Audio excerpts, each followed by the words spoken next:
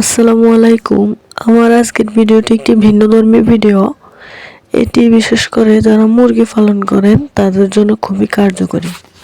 আমার হাতে যে ভ্যাকসিনটি দেখা যাচ্ছে সেটি হচ্ছে ছোট বাচ্চাদের মুরগির ঔষধ। এটির মধ্যে সবুজ রঙের একটি ট্যাবলেট থাকে। 6 ml ফুটন্ত পানি নেবেন। কলের পানি বা পুকুরের পানি নেওয়া যাবে না।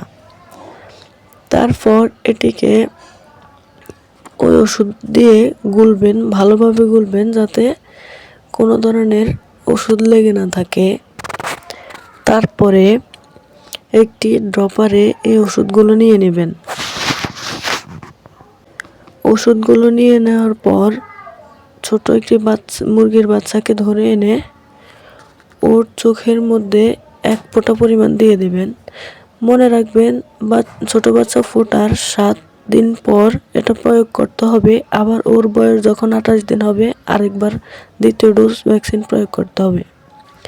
এরপর 100 ml ফুটন্ত পানি নেবেন। তারপরে RDB ওষুধটা নেবেন।